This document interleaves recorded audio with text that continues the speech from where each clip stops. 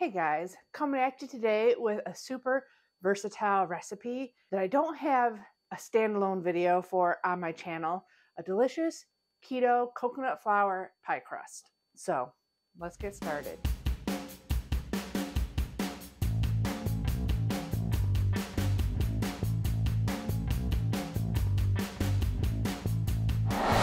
Hey everyone, welcome back.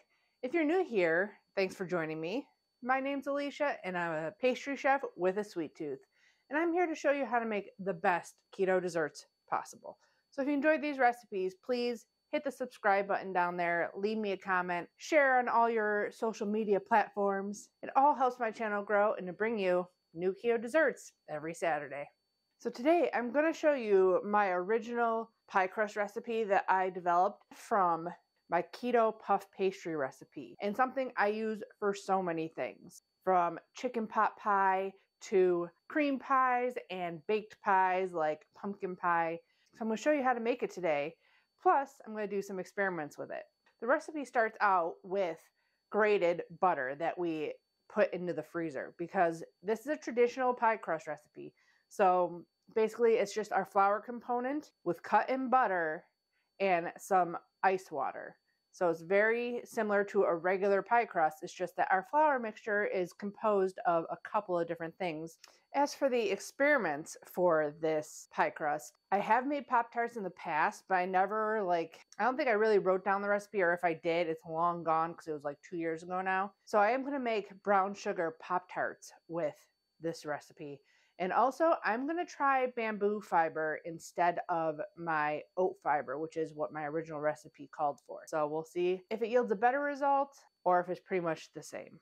I've already put my butter into the freezer. I use salted butter. If you don't use salted, you can always just add a couple pinches of salt to your dry ingredients. And I do the grater method, and it'd be even easier if I had a handheld shooter kind of grater. I know I saw one on Indigo Nilly's channel and I'm like, I really want that, but I have a box grater I can do without for now. But another way is you can just cube it up and throw it in the freezer while you get your dry ingredients ready. And then you're just going to have to cut in with either a pastry blender or your fingers. And it's 3 ounces or 6 tablespoons. This is a recipe I make in bulk a lot of times. And I figure out the gram measurement of a single batch and I divide it and put it into pucks. Wrap it real good and freeze it in freezer bags. And then when I want to use it, I just pull it out the day before and throw it in the fridge and it defrosts overnight. And then use it as normal in the morning. I'll put this right back into the fridge. I might even actually do a third test after this because I've been asked multiple times if egg white protein powder can be subbed for whey protein powder, and I have found in some recipes, or actually my subscribers have found in certain recipes, you can do that, but some you can't, so I may give that a shot also today. So I use an unflavored whey protein powder, and I use an isolate which has 0 carbs in it. Isopure is my go-to brand because I know it always works. It's 1 scoop or 29 grams. That was 29 grams. You do have to pack it though. But just in case, I always say to weigh your ingredients. The next ingredient I always use is coconut flour. I have found you can usually do a lot more whey protein than coconut flour in recipes, but whey protein gives fluffiness. Coconut flour gives more structure and more like a crispiness to baked goods. So that's why I did a 1-for-1 with protein powder and coconut flour. We are going to sift because there's usually clumps in coconut flour.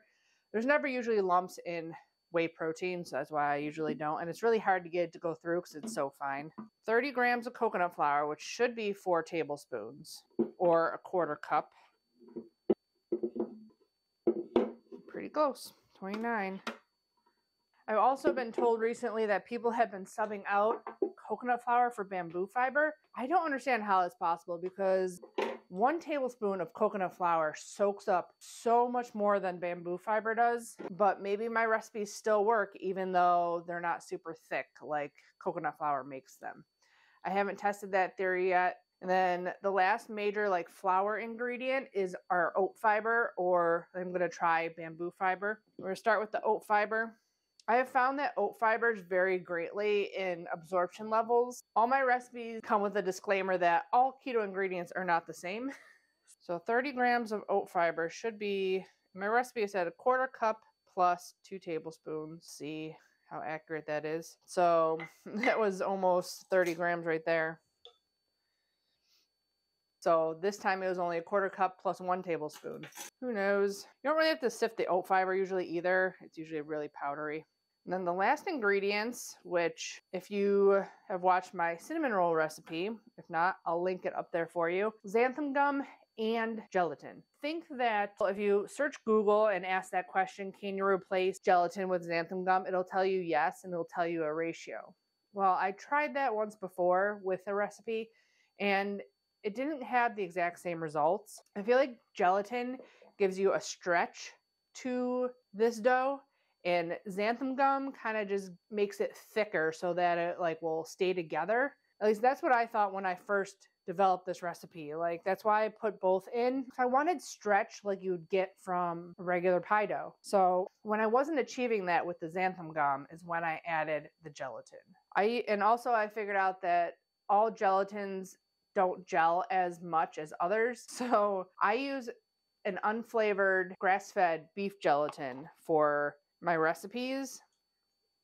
Someone did an experiment where they literally tested the gelling power of like Knox unflavored, grass-fed beef gelatin, agar, and all the different, gelling agents, and have found that they aren't all equal. But luckily in this recipe, it shouldn't matter too much.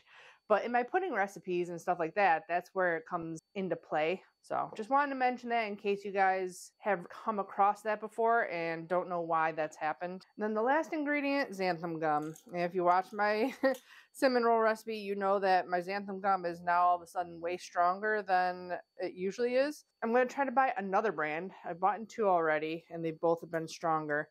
But this recipe calls for 1 teaspoon of xanthan gum. We just want this to come together. And my sifter's all messed up because my son got a hold of it. Big dent in it. Okay, that's it for our dry ingredients. We got to whisk these up, and then we're going to get our butter and ice water ready. Make sure there's no pockets of xanthan gum or anything in there. And I have a fork ready to go. I have some ice cubes. I'm going to put cold water into here, about a cup or so. And grab the butter out of the freezer. I always use a fork to put my butter in, just because when I'm filming, usually my hands are pretty warm. And you don't want to melt the butter. That's the biggest thing here. This will create your flakiness in your pastry. So I give it a mix. So if you're doing the cubed butter, it may take a little while. You might have to put it back in the fridge or freezer to chill if your butter starts melting. You don't want that. So I'm just going to slightly break up these butter curls we have in here. They're already pretty small, so you don't have to worry too much about getting them broken down much more. That's why I like the grating, because it's like, this part is the part that hurts my hands the most, trying to get the little tiny pieces.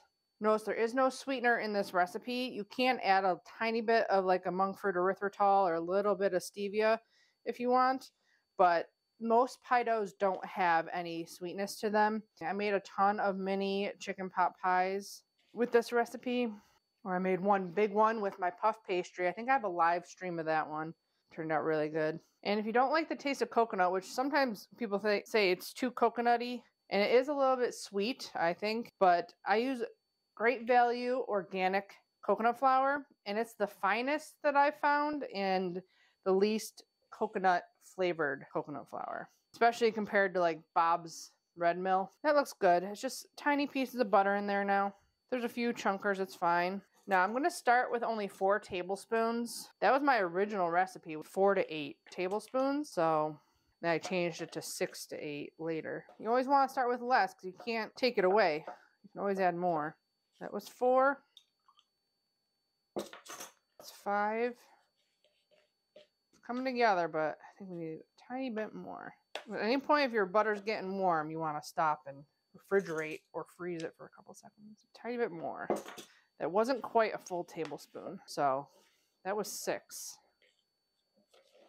At this point, if it'll come together, you don't want to add any more to it. So that was just 6 tablespoons. There you go. So you want to form it into a puck, or you can do a square if you want to just roll it into a square like we're going to do for the Pop-Tarts. But I'm going to use the bamboo fiber one for the Pop-Tarts. So this is going to be a blind baked pie crust. Once it's done like that, we're going to wrap it in plastic wrap. And I'm going to throw it in the freezer for 15 minutes. You can do that, or you can throw it in the fridge for 30. So I washed all my equipment with soap and water and dried it all, because the one reason why I might consider changing my oat fiber to bamboo fiber is just because some people that have celiacs don't eat oats either, even though my oat fiber says gluten-free, but some people still don't want to eat them, or they have a reaction with them, or what have you. So I do use oat fiber in a lot of my recipes. So I am maybe willing to swap out the bamboo for oat if I can prove that it works in all my recipes. But the whole bamboo for coconut flour, that would be an insane amount of cost to switch. So I don't think I'll ever do that. It would be less carbs because coconut flour is 4 carbs for a quarter cup. Bamboo fiber obviously is nothing. So let's start with our whey protein again. The longer the coconut flour sits, the clumpier it gets. That was really old coconut flour. Bamboo fiber really doesn't need to be sifted, so throw this in.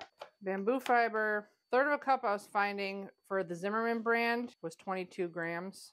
Tablespoon was 4, which that's what the back of the package says. So, and then I need 3, so not quite a tablespoon. Then we'll do the exact same for the gelatin and xanthan gum.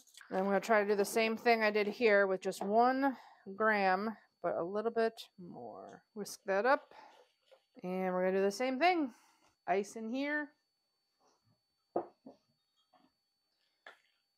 You can see it would be really easy to do a big batch of this. The only thing is not having the butter melted. So I have done, I believe, a 4 times batch before, even maybe a 6 times. But if you use the grater method, it's usually fine. Maybe not during hot summer if you don't have AC, but during wintertime, definitely easy, which is when most people do their baking anyways. So yeah, that's good. So we'll start with 4 again. It's about the same, if not a little bit less hydrated after 4. 5. And we'll do 6. There we go. Now it's coming together better. The thing I do like about the bamboo fiber is it's not brown. It's going to be a nice white crust. A little bit harder to come together after 6.5 tablespoons-ish. You might need a tiny bit more because see, it's crumbling. That didn't happen with the last one. So we do a tiny bit more, not much at all. A couple of drops. Yeah, now it's coming together and not falling apart. Okay, we're going to wrap this up. 15 minutes in the freezer, and the other dough should be ready to go. So we're going to roll it out and get it in the pan, and they have to chill for a little bit while the oven preheats. Okay, I got everything cleaned up and my station ready to go to roll out our pie crust. I looked back on my videos and I didn't have a measurement on how thick, so I do have a rolling pin that has like the bands that come with it. I'll have it linked below. This is 4 millimeters, so we'll see if it's this thin. I have a feeling it's probably about that, about 1/6 of an inch thick. But I just roll it out until it's the size of my 9-inch pie pan, or a little bit bigger, because when you put it in, it sinks down a little bit, so you need a little bit larger. But I just use that as a guide. We do have to spray this with nonstick spray. Learned my lesson the hard way on that one. So we have our dough ball. I always suggest, I don't do it all the time in the bakery just because I know how to troubleshoot if it is sticking somewhere, but at home, easiest way, 2 pieces of parchment. And you can reuse your parchment paper. I've done that before because I hate wasting it, you know, it's not cheap. You just go around in all different directions. You don't just go up and down and back and forth. You do it all the different ways. That's how you keep a round shape. And if that starts happening, the nice thing about parchment, you can just flip it and reposition it. You want to do that every so often just to make sure that it's not sticking too bad. Try to keep even pressure and go in all different directions. Always inside to outside. If you have a dough rolling mat, that works also. I would still put parchment on top though. It's getting a little sticky there. It's always good to do that once in a while.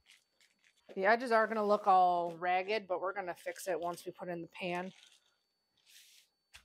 It's way thicker over here than over here, so you got to make sure you have it even all the way through. A little bit thicker on one side, make sure you concentrate over there and pull out to the outside. Should be almost getting there. We're getting down to almost rolling pin rings here. That's when those come in handy. Definitely make sure it's really even if you use them. That should be about right. Give it one more roll because it looks like some of it is still uneven, like there's thicker parts still. And I want to do one more flip on it, make sure it's not stuck. So if you have the same rolling pin as I do, 1/6, they're 44 or 4 millimeters. 44, not quite. So we loosen it from one side, loosen it from the other side. And then put your pie pan in the center. We're going to fix it if it's uneven, so don't worry about it as long as it fits it. And then you don't want to push it down. You want to take off the parchment and gently lift and set it into the pie pan so it doesn't stretch and get thin. If you're cracked, you can just push it together really gently. Down in. There we go. Now, as you can see, we're way thicker on some parts and thinner on others. I didn't do the best job of doing an exact round shape. Take off from other places, add to others. We are going to do a decorative edge on here. So you need a little bit of extra on the top. So I usually just pinch it up all the way around.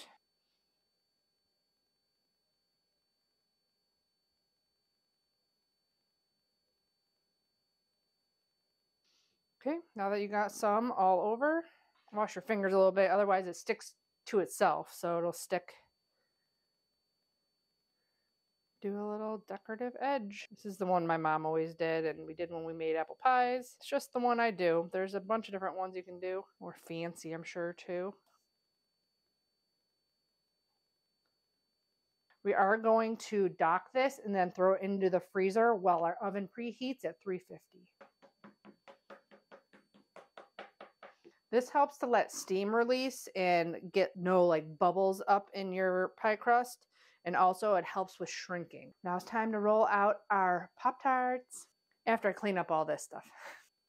Okay, I got everything set up here. We are gonna need some extra things for Pop-Tarts, but our oven just went off. So I'm gonna throw in the pie shell 10 to 12 minutes. I'm gonna turn halfway through and just pull it when it's nice and golden brown. So I remember when I was testing the Pop-Tart, the Golden Monkford erythritol blend is the one sweet, like brown sweetener that isn't like normal brown sugar. So I opted to use the pure cane, which is a really good sugar substitute, but it is like a packable kind of brown sugar, unlike the Locanto. So I'm going to do half cup. I don't remember if this was the measurements at all. It's a half cup of brown sugar, slightly packed, and a tablespoon of cinnamon. And then besides that, to seal our Pop-Tarts, I have 1 egg with a little bit of water. Just gonna scramble it up. I was gonna use this big sheet tray, but I remember we wanna put this in the freezer to chill for a little bit before we throw them in the oven. So I'm gonna get a smaller sheet tray, even though they don't look as pretty. Pretty much all my pans were passed down from my mom, I believe. So this is just an old Wilton one. I don't think this is going to make very many Pop-Tarts, which is why I was thinking I might do another experiment with the egg white protein.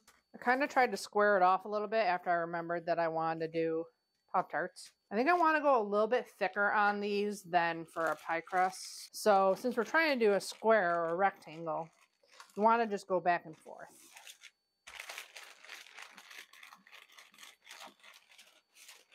You want to kind of go slow when you roll things out also, because that'll minimize the cracking around the edges. You want to put even pressure. You don't want to just like squish it. That'll also make it stick harder too.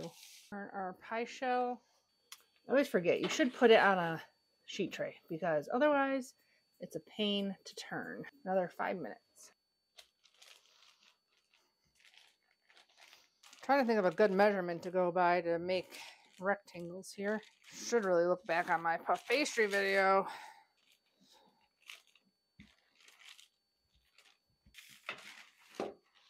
Might need to throw this back in the fridge for a little bit. We're messing with it so much. I'm gonna throw this in the freezer for a minute. Still puffed up. See how the butter is pooling, but it did puff up and it's super flaky looking right there. So all that butter will get reabsorbed into the crust. Okay, I'm gonna grab that dough back out. I looked at my puff pastry and it said 13 or 14 by 9 for the measurements. I might do a little bit smaller and a little bit thicker of the dough because it's not going to puff as much as if I were doing a puff pastry. 10 by 8. So I do a little bit longer, I think.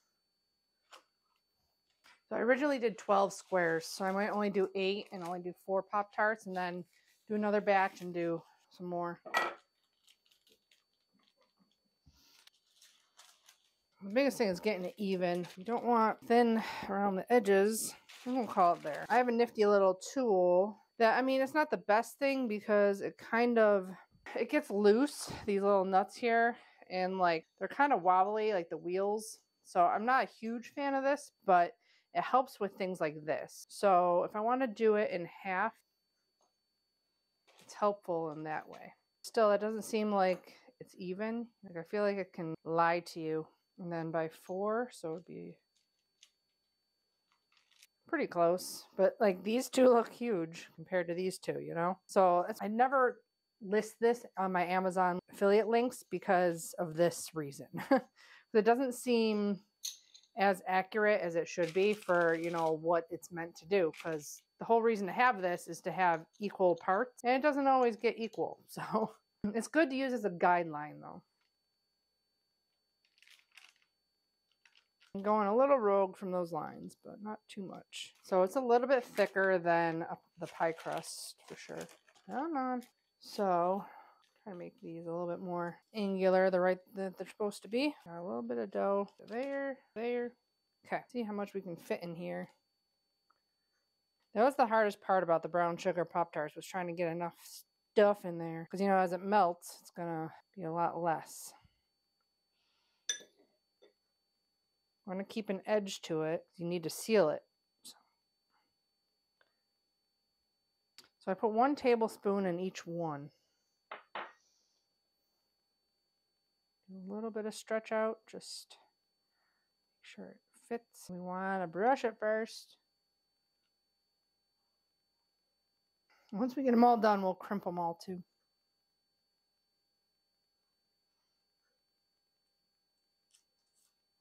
Now we're going to do them onto here.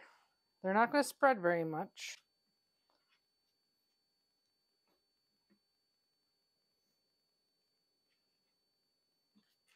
Make sure they're nice and sealed. I am going to poke some holes and egg wash, and then I'm going to throw these into the freezer for a couple of minutes just until they're kind of hardened a little bit so that you don't spread or puff or lose too much butter. If you aren't going to do frosting, you can sprinkle some sugar on there or sweetener, but I'm going to do a glaze just like the brown sugar cinnamon Pop-Tarts. So throw these in the freezer and we'll be back to get them in the oven. It's been about 15 minutes. They're pretty solid as a rock. I'm going to throw them in the oven. I'm going to set them for 6 and see what's going on with them. My puff pastry, I think, was like 22 minutes for my toaster strudels. So I'll have to report back how long they take. So 15 minutes in the freezer gave me just enough time to make another dough. And I used the egg white protein powder and bamboo and the coconut. And it worked. 6 to 7 tablespoons of water to make it come together. It doesn't smell very good because I feel like egg white powder smells gross.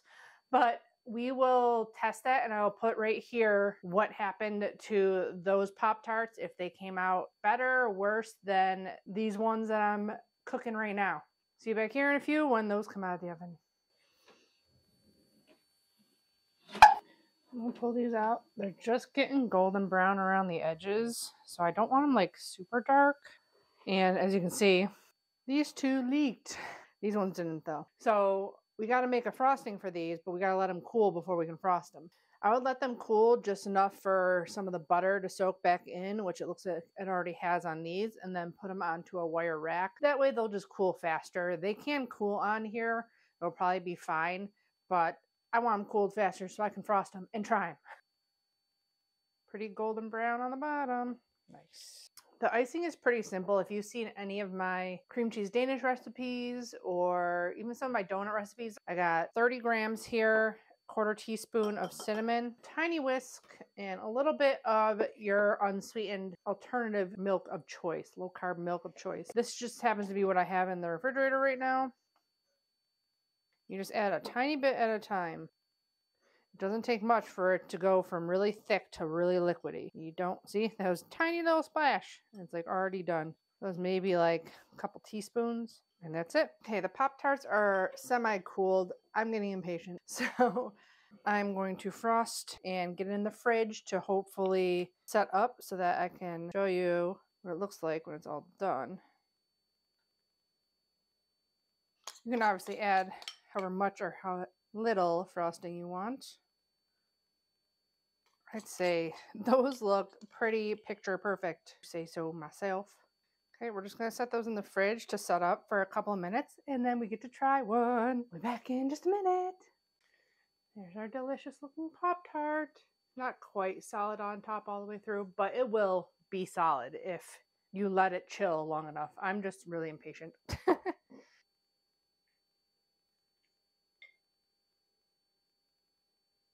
See the layers? Can you see the layers? So you got layers of pie dough. You got little holes here. Could be a little bit more filled, but again, I'm not sure what the right way to go about the filling is, which is why I want to do more tests on this. I'm sure it's going to taste delicious.